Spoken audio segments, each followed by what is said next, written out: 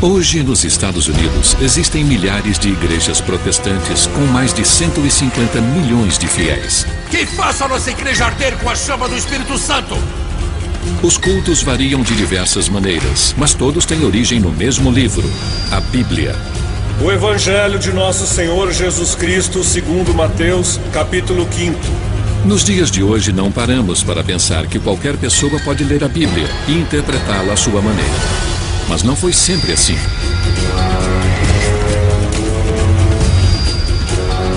Sabemos que por trás da Bíblia existe uma história sombria de subversão, contrabando, prisões e assassinatos. A Bíblia já foi escrita em uma língua que ninguém compreendia. E quando as pessoas começaram a ler a palavra de Deus diretamente em inglês, teve início uma revolução na essência da fé popular. Por isso, séculos atrás, a Bíblia em inglês tornou-se um livro ilegal. E alguns homens sacrificaram suas vidas para traduzi-la. John Wycliffe, Thomas Cranmer e William Tyndale. Quanto ao Papa, eu o recuso, ele é inimigo de Deus e é o anticristo. Sua luta transformou o acesso à Bíblia em um dos fundamentos do cristianismo e da democracia moderna. Vamos conhecer o legado da Bíblia em inglês.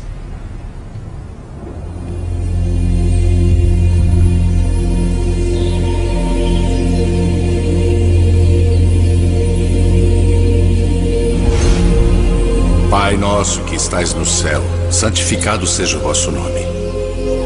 Atualmente, cada nação tem sua própria versão da chamada Palavra de Deus. Venha a nós o vosso reino, seja feita a vossa vontade, assim na terra como no céu.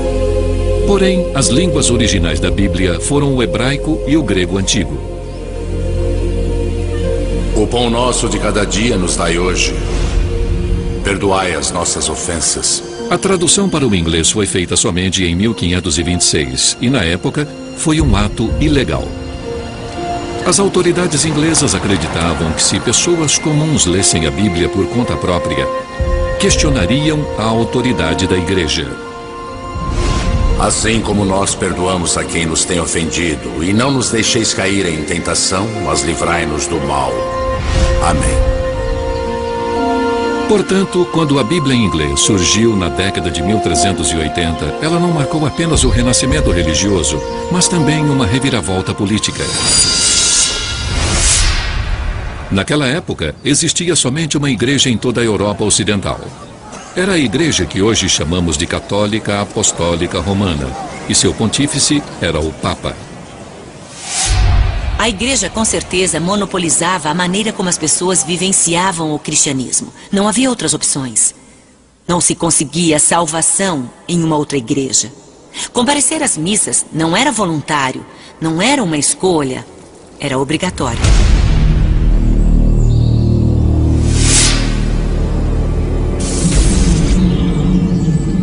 Mas em meados do século XIV, uma série de acontecimentos drásticos começou a destruir o velho mundo. De 1348 a 1350, uma praga se alastrou pela Europa. A peste negra matou quase metade da população. Comunidades inteiras foram varridas do mapa e ninguém sabia explicar a causa dos acontecimentos. Acreditavam apenas ser a vontade de Deus. A Europa foi dominada pela morte. E a igreja, com sua promessa de salvação, era a única saída. Mas a Bíblia não era o centro das práticas da igreja, e sim a missa. Celebrada por padres, era um sacramento com o poder de conferir a vida eterna. Este ritual, no qual acredita-se que pão e vinho tornam-se o corpo e o sangue de Jesus Cristo, era tão importante quanto o próprio Evangelho. Mas o povo era excluído. Os padres se voltavam para o altar, ficando de costas para os fiéis, e falavam em latim, uma língua inacessível, que apenas os sacerdotes compreendiam. Mesmo que as pessoas ouvissem a leitura da Bíblia, ela também seria em latim, em uma tradução com 1000 anos de idade.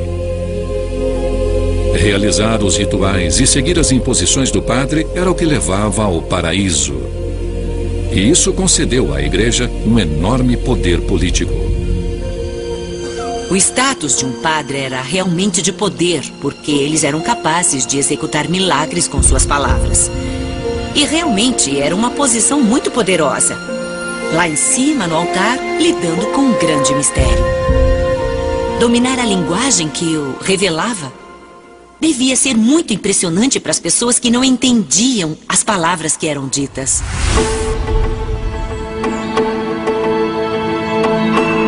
Porém, na década de 1370, um inglês desafiou toda esta autoridade. Ele condenou o poder político e econômico da igreja, questionou o sagrado sacramento da missa e atacou a autoridade espiritual de seus sacerdotes. Seu nome era John Wycliffe, um teólogo pioneiro em sua época. Ao ler minuciosamente a escritura, Wycliffe percebeu que a igreja que ele conhecia divergia da pureza dos evangelhos originais. A leitura da Bíblia convenceu Wycliffe de que a igreja tinha entendido errado e que o poder que ela alegava ter estava em contradição com a Escritura. E isso transformou a Bíblia na fonte de autoridade do cristianismo. Indignado, Wycliffe propôs um cristianismo puro e renovado, com o suporte de uma Bíblia em inglês. Agora, sabendo disso, por que não podemos escrever o Evangelho em inglês para poder edificar a alma de todos os homens?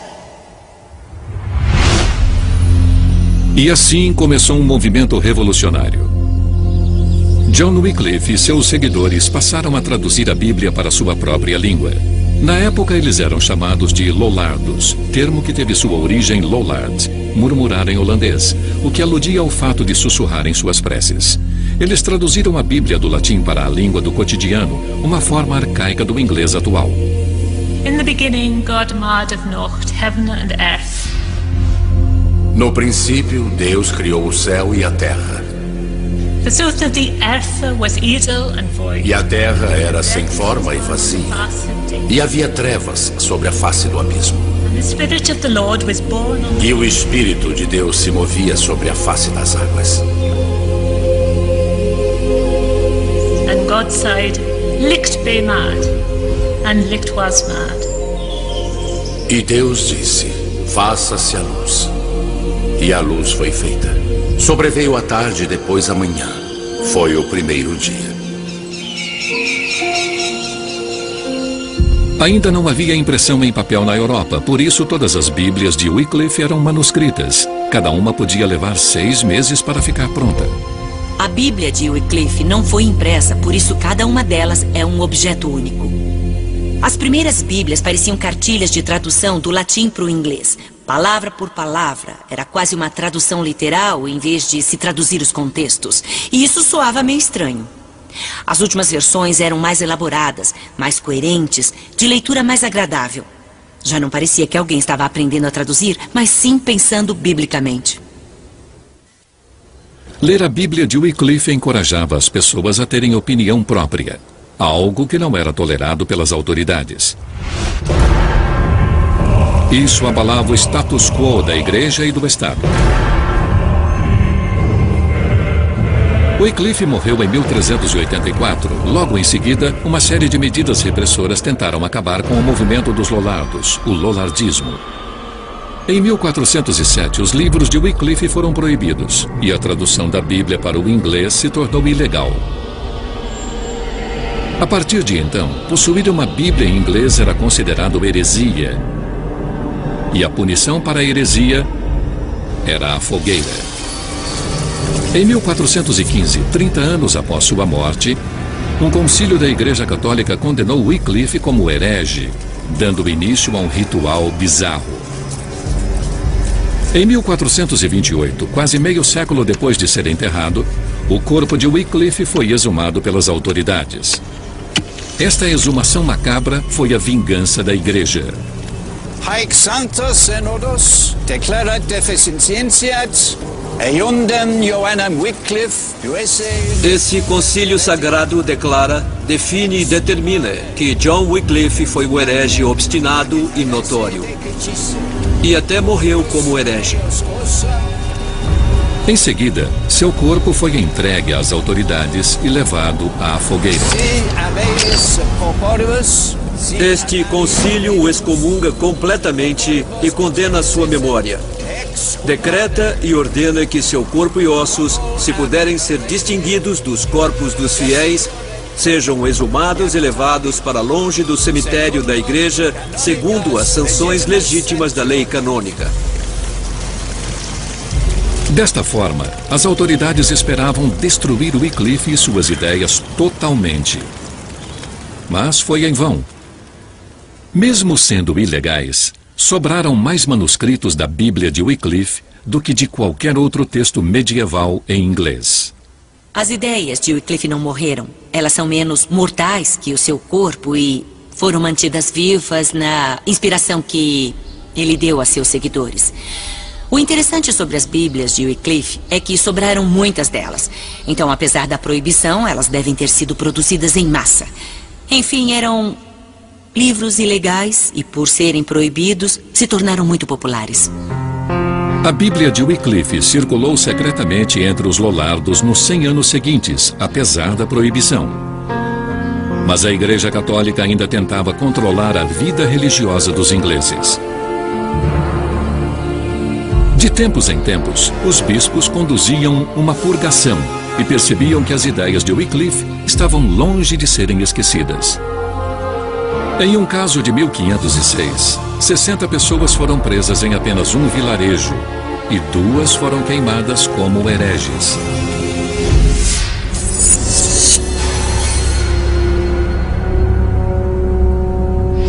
Na década de 1520, quando o rei inglês Henrique VIII ocupava o trono, a Igreja Católica dominante sofreu um novo ataque.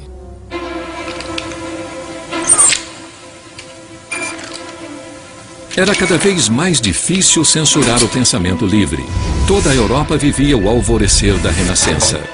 Descobridores haviam chegado às Américas. Astrônomos estavam criando novos mapas das estrelas. Ocorria uma revolução nas artes e na literatura, e o conhecimento sobre a Bíblia alcançava novos patamares. O surgimento da impressão havia aumentado o número de livros em circulação. Novos manuscritos foram descobertos e melhor compreendidos.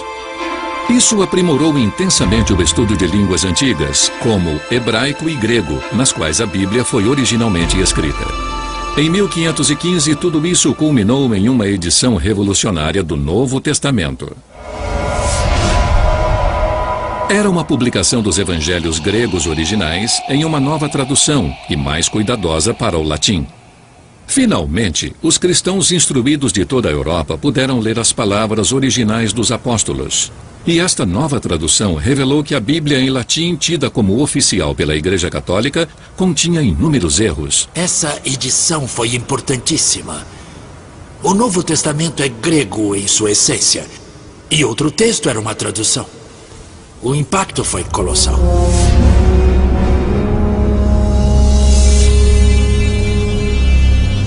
No princípio era o Verbo, e o Verbo estava com Deus, e o Verbo era Deus. E ele estava no princípio com Deus. Todas as coisas foram feitas por ele, e sem ele, nada do que foi feito se fez.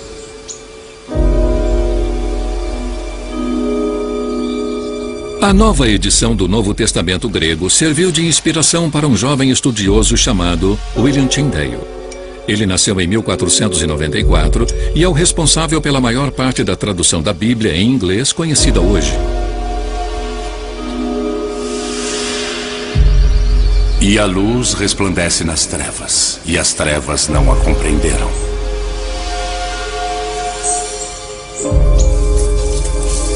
Tyndale abominava a proibição da Bíblia em inglês pela Igreja, porque criava uma barreira entre os fiéis e a palavra de Deus.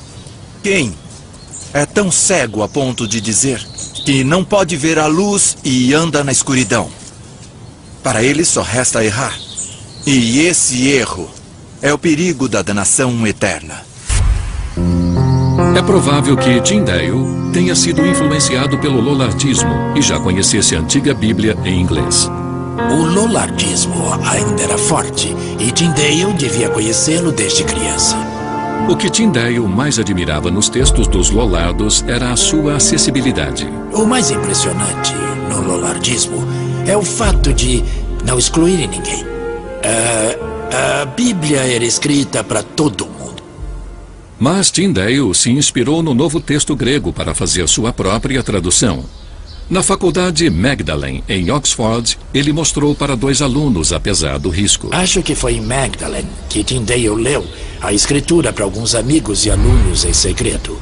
Ele deve ter lido sua própria tradução do Novo Testamento grego para eles. E acredito que sua missão começou com a chegada do Novo Testamento grego.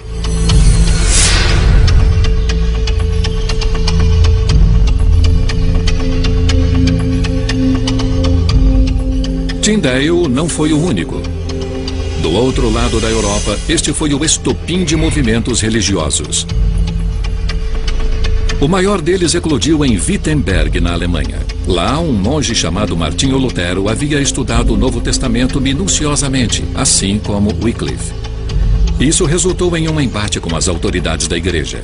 Para ele, o poder e a riqueza da igreja eram uma exploração inaceitável dos fiéis. Sua revolta deu início ao que chamamos hoje de Reforma Protestante. Ela dividiu a Europa para sempre e guerras religiosas devastariam o continente por 1 século e meio. Acho que não aconteceu nada de inevitável durante a época da Reforma. Mas essa briga tocava em questões muito profundas. A salvação e a entrada no paraíso. E o que os protestantes afirmavam era que eu e você não podemos fazer nada pela nossa salvação. Tudo está nas mãos de Deus. A mensagem de Lutero é essa. O problema é que a igreja medieval afirmava: você pode tomar atitudes sim para ser salvo. Existe um lugar chamado purgatório onde você pode passar um tempo. Podemos orar por você para ajudar a entrar no paraíso. Lutero era contra essa ideia de que você e eu podemos fazer alguma coisa. Lutero insistia que a fé e apenas a fé era a chave para a salvação. Isso feriu o papel da Igreja Católica como a intermediária privilegiada entre os fiéis e seu Deus. Surgia assim a base do protestantismo. Lutero não se calou com as ordens do Papa, e foi isso que causou a divisão. Ao contrário da Inglaterra, a Alemanha não proibia traduções da Bíblia. Em 1522, Lutero publicou sua própria versão em alemão do Novo Testamento. Apesar de suas origens heréticas, esta versão foi um sucesso. A primeira edição de milhares de cópias se esgotou em semanas.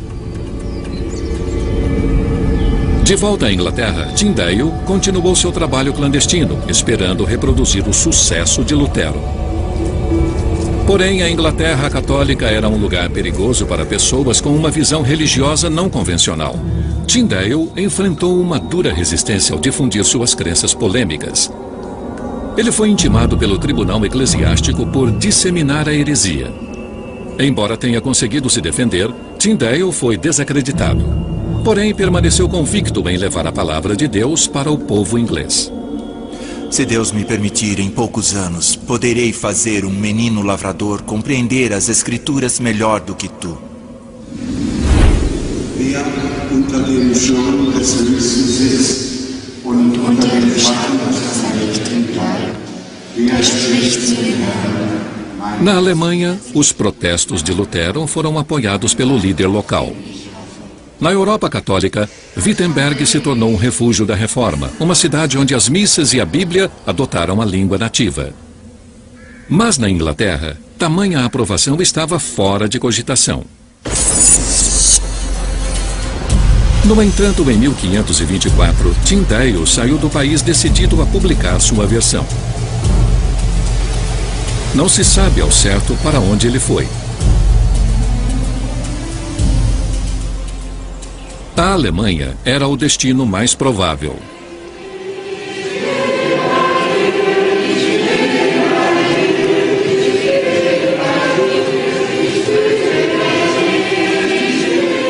Como Lutero estava firme no comando de uma reforma protestante ativa e segura, era natural imaginar que Tyndale fosse se juntar a ele em Wittenberg. Mas, na verdade, não existem muitas provas.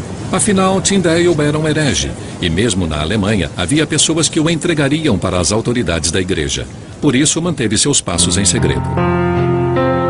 Mas existe um indício relevante. O livro de matrículas da Universidade de Wittenberg, que ainda existe. Todos os alunos eram obrigados a se registrar e jurar lealdade às regras e estatutos da universidade. Sob o número 1508, encontramos o nome do irmão Martinho Lutero de Mansfield, o mesmo homem que deu início à reforma de Wittenberg. E quando estudiosos examinaram o livro em detalhes, outro nome surpreendente surgiu. Em 1524, exatamente o ano em que Tyndale fugiu da Inglaterra, o manuscrito exibe o nome latino Guilhelmus Daltin ex Anglia, ou William Daltin da Inglaterra. Os estudiosos perceberam que, ao inverter a posição das sílabas, lê-se Tyndall. Poderia ser o codinome de William Tyndale, um agente secreto espiritual? Tudo o que sabemos é que Tyndale terminou sua tradução do Novo Testamento na Alemanha. À sua volta, ele ouvia os sons de uma língua estrangeira, mas isso não abalou sua devoção à língua materna. Ao lado de seu assistente William Roy, um ex-frade inglês, ele trabalhou a partir da versão original em grego, da versão em alemão de Lutero e da versão de 1515 em latim. Desta forma, ele transformou o texto grego na base de toda a literatura inglesa subsequente. Palavras escritas para serem lidas em voz alta, o que influenciou o modo de falar inglês. E ele subiu a um monte. Assentando-se, aproximaram-se dele os seus discípulos e, abrindo a sua boca, os ensinava, dizendo: Bem-aventurados os pobres de espírito, porque deles é o reino dos céus. Bem-aventurados os que choram, porque eles serão consolados. Bem-aventurados os mansos, porque eles herdarão a terra. Bem-aventurados os misericordiosos, porque eles alcançarão misericórdia. Bem-aventurados os limpos de coração, porque eles verão a Deus. Bem-aventurados os perseguidos por causa da justiça, porque deles é o reino dos céus.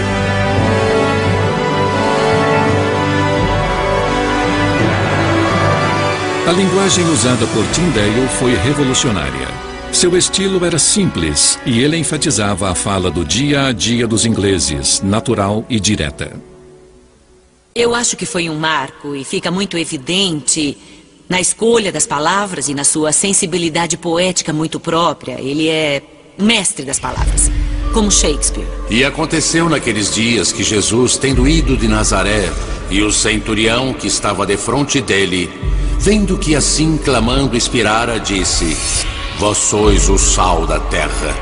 Não tendo eles lei, para si mesmos são lei.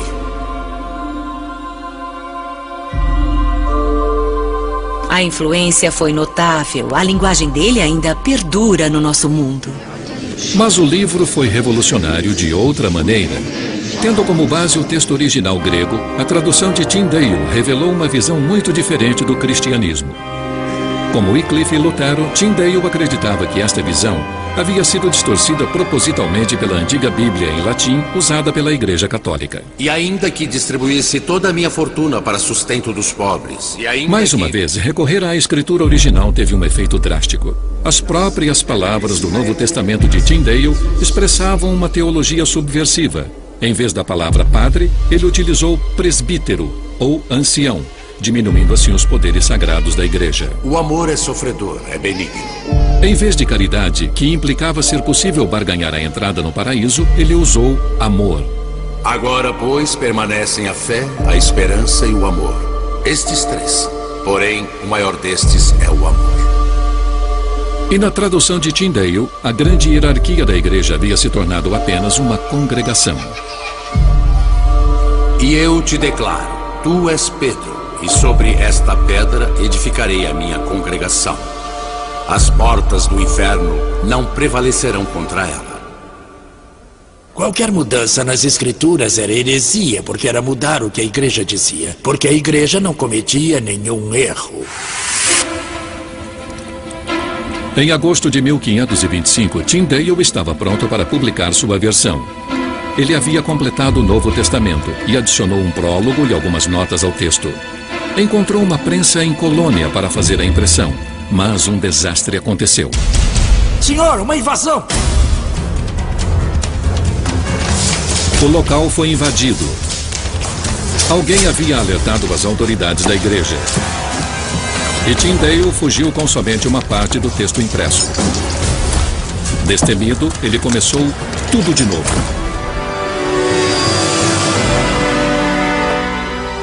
Finalmente, em 1526, Tyndale publicou seu Novo Testamento, que daria início a uma revolução. Por ser muito pequeno, seu próprio tamanho era subversivo. As Bíblias da igreja eram livros grandes, mas o Novo Testamento de Tyndale resultou num livro bem pequeno. Quando foi idealizado, era um livro perigoso, por isso o tamanho menor, para poder ser escondido. Mas ele também cabe nas mãos, e o fato de ser tão portátil o torna parte do dia a dia da pessoa.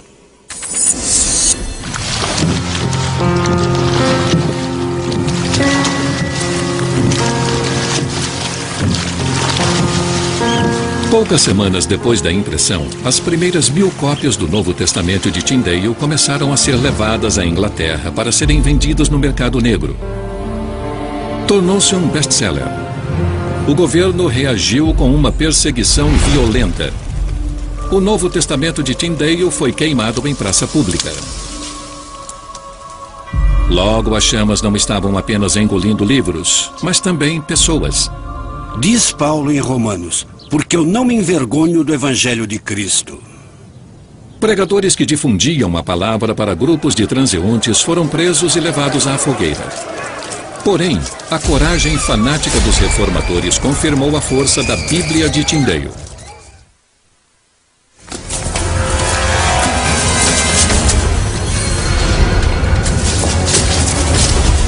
Após 12 anos de fugas, os inimigos de Tyndale finalmente o apanharam. Até hoje não se sabe quem subornou Phillips para entregar o tradutor herege às autoridades. Mas não há dúvidas de que o plano foi traçado na Inglaterra. Acredito que seu grande inimigo na Inglaterra era o novo bispo de Londres, John Stokesley. E acho que Stokesley estava no comando de um homem detestável, Harry Phillips, que preparou a emboscada. Phillips escreveu para todos dizendo que precisava de dinheiro e Stokesley deve ter descoberto e o contratou.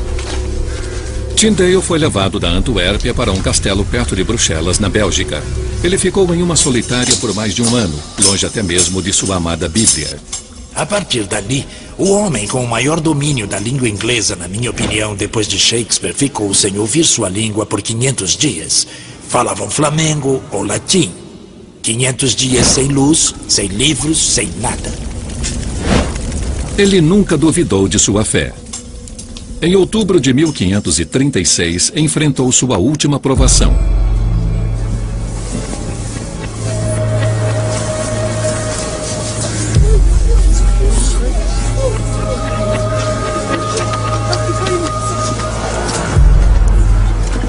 Ele foi ameaçado durante toda a sua vida adulta. No entanto, sua convicção não foi ofuscada.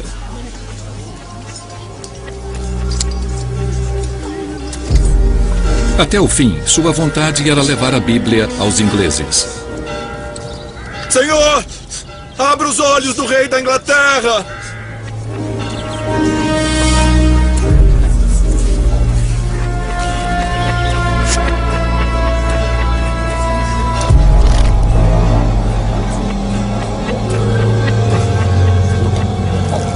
Tyndale seria poupado do horror das chamas ao ser estrangulado antes. Mas quando o fogo se ergueu ao seu redor, ele recobrou a consciência. O serviço havia sido mal feito.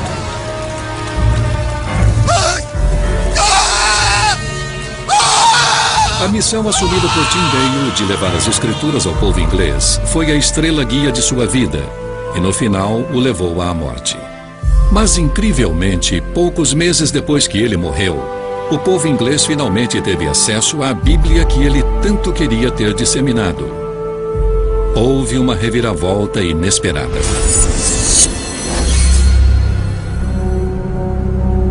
O homem cujos olhos Tyndale queria abrir era o rei inglês Henrique VIII. Hoje, o rei é lembrado por suas 6 esposas. Henrique precisava de um herdeiro com certa urgência, e sua primeira rainha não conseguiu gerar um filho. Ele precisava se divorciar, mas o Papa não consentia. Henrique não tinha uma boa representação em Roma. E por isso a igreja não ia lhe conceder a anulação. Se a igreja não lhe concedesse um divórcio legal, ele teria que achar uma igreja disposta a isso. A reação de Henrique foi perturbadora. Ele se apoderou da igreja inglesa. Por toda a Inglaterra é possível ver as ruínas da igreja católica medieval.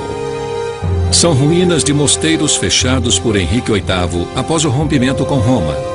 Elas são um símbolo permanente da revolução que atingiu a Inglaterra na década de 1530, depois da apropriação da igreja por Henrique VIII. O braço direito do rei, encarregado da transformação, foi o arcebispo de Canterbury, Thomas Cranmer. Mas a meta de Cranmer ia além do divórcio do rei Henrique e até da criação de uma igreja nacional. Ele queria que a Inglaterra se convertesse aos ideais protestantes.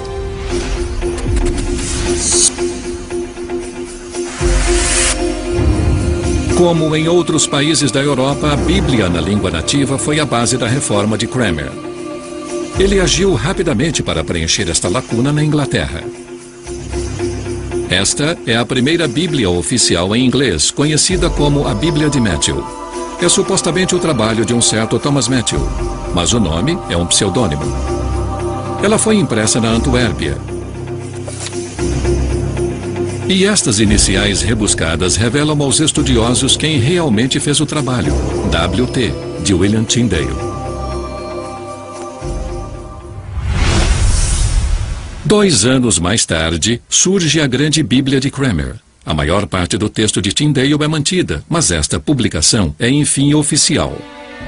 Ela foi adotada pelas igrejas inglesas por decreto real.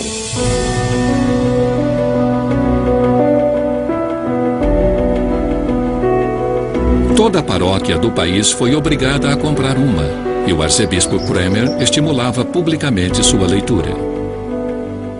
E é conveniente e bom que as escrituras sejam lidas por todo e qualquer tipo de pessoa, e somente em uma linguagem. Todos devem encontrar tudo em que devem acreditar, o que devem fazer e o que não devem fazer. Para muitos, ouvir a palavra de Deus em inglês era mais do que uma revelação. Era uma revolução. O clero foi desafiado e muitos sacerdotes ainda se prendiam às convicções católicas, apesar dos decretos de Cranmer. E abrindo a sua boca, os ensinava dizendo: bem-aventurados os pobres de espírito, porque deles é o reino dos céus. Mas poucos meses depois, Henrique começou a ter dúvidas sobre a empreitada de seu arcebispo. Era protestante demais para seu gosto. Se o ato de não reconhecer a autoridade do Papa é ser protestante, então Henrique era um ótimo protestante. Se é realmente a crença central de que você é salvo pela fé e não pelas boas ações, então Henrique não era protestante, era bem conservador. Mas os filhos de Henrique eram bem menos ambíguos. E quando ele morreu em 1547, uma tempestade religiosa encobriu a Inglaterra. Quem o sucedeu foi seu único filho, Eduardo, um protestante. Ele era afilhado de Cranmer. Enfim, a reforma deslanchou.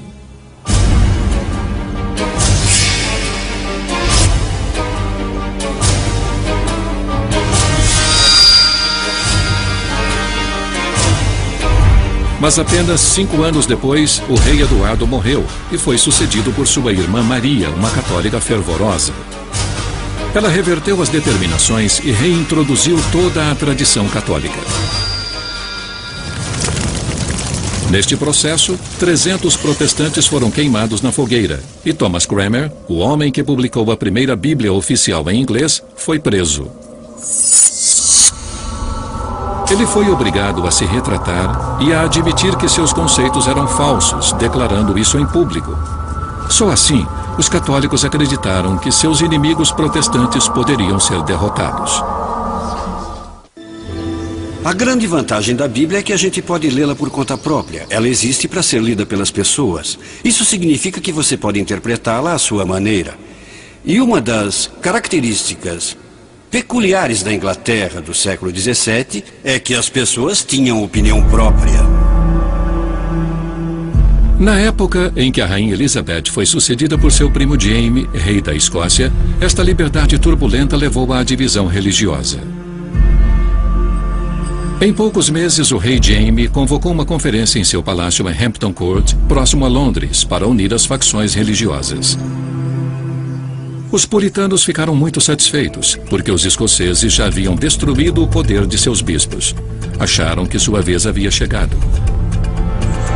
A conferência durou 3 dias inteiros e, previsivelmente, os bispos ingleses aproveitaram cada oportunidade para retratar os puritanos como radicais perigosos, como realmente muitos eram.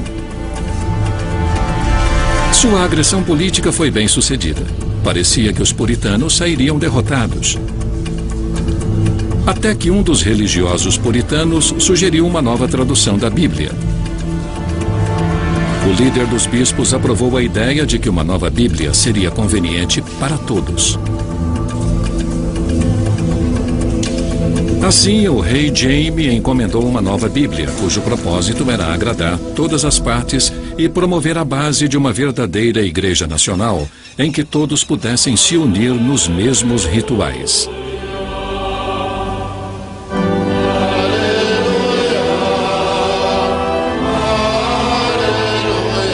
Mas alguns puritanos ainda consideravam abomináveis os rituais e bispos do anglicanismo. Eles insistiam em frequentar uma igreja própria. E como no caso de Tyndale, isso só seria possível se saíssem do país.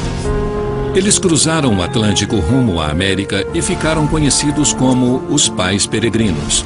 A comunidade que formaram em New Plymouth, em 1620, inspiraria a criação dos Estados Unidos. Em vez de uma igreja estatal, como havia ocorrido na Inglaterra, os Pais Peregrinos criaram um estado eclesiástico. Uma comunidade sagrada, baseada exclusivamente em suas próprias leituras da Bíblia em inglês. Não era um povo dedicado à liberdade de pensamento, exceto o deles. Eles queriam fundar uma igreja que fosse tão central no funcionamento da sociedade quanto a igreja anglicana na Inglaterra. Comunidades puritanas similares se espalharam pelas novas colônias. Foi um experimento revolucionário, tanto para a política quanto para a religião. E por trás de tudo isso estavam as palavras da Bíblia do rei Jaime, que havia sido trazida pelos peregrinos. Ela se tornou parte essencial da vida norte-americana até os dias de hoje. Para a maioria das pessoas, a linguagem do século XVII na Bíblia do rei Jaime é a voz de Deus. É como a Bíblia deve soar. Bem-aventurados os pobres de espírito, porque deles é o reino dos céus. Bem-aventurados os limpos de coração, porque eles verão a Deus. Bem-aventurados os que têm fome e sede de justiça, porque eles serão fartos. Bem-aventurados os misericordiosos, porque eles alcançarão misericórdia. A linguagem da Bíblia do rei Jaime é rica e bonita e esteticamente estimulante. E para a maioria das pessoas de tradição protestante, que não enfatiza as artes visuais, eu acho que essa linguagem se tornou o único prazer estético. Era a única opção para elas, não só por motivos religiosos, mas porque levavam vidas de trabalho duro nas fazendas e nas zonas rurais, em lugares onde outras formas de cultura não estavam disponíveis.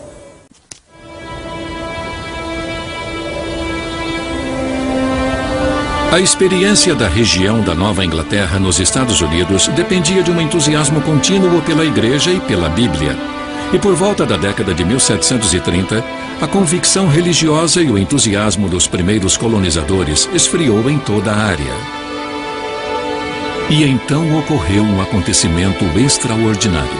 Porque Deus amou o mundo de tal maneira que deu seu Filho unigênito para que todo aquele que nele crê não pereça, mas tenha a vida eterna. Em Northampton, Massachusetts, o pastor Jonathan Edwards percebeu uma nova onda de entusiasmo religioso em seus cultos. Ele o chamou de o Grande Despertar.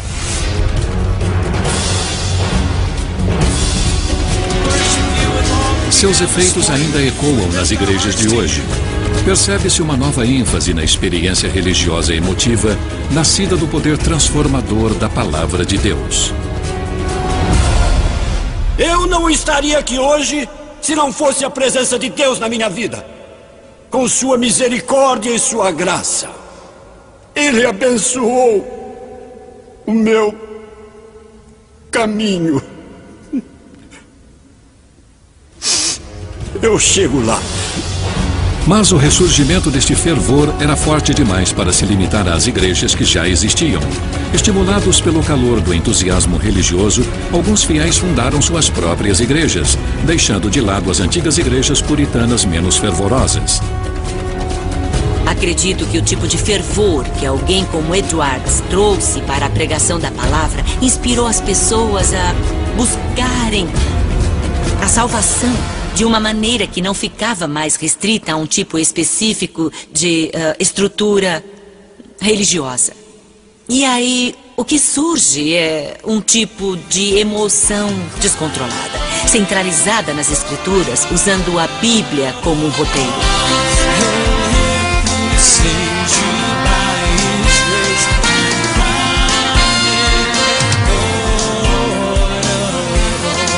Este fervor pela Bíblia produziu uma explosão de novas igrejas.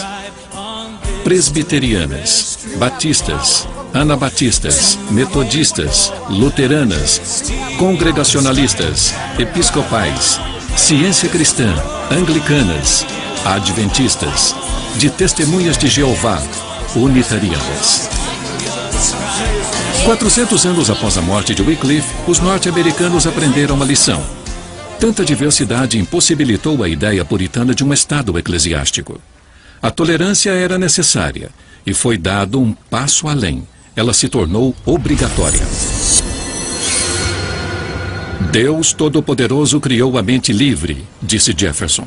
E a Constituição dos Estados Unidos insiste na separação total entre igreja e Estado e garante a liberdade de expressão. A primeira emenda continua importantíssima até hoje. O direito de discordar sobre algo tão essencial quanto a interpretação da Bíblia tornou-se ponto pacífico. Esta discordância é fundamental para a democracia e é parte essencial das liberdades que todos esperam ter. Estas liberdades começaram a surgir em território inglês há mais de 600 anos. Como Jefferson, os primeiros reformadores escolheram confiar nas pessoas e buscaram autoridade espiritual, não na igreja, mas na Bíblia e na consciência individual. E este é o legado a todos os povos, não só os que têm o inglês como língua materna, não apenas protestantes, nem apenas cristãos seguidores da Bíblia. Liberdade de escolha, liberdade de consciência e liberdade de expressão.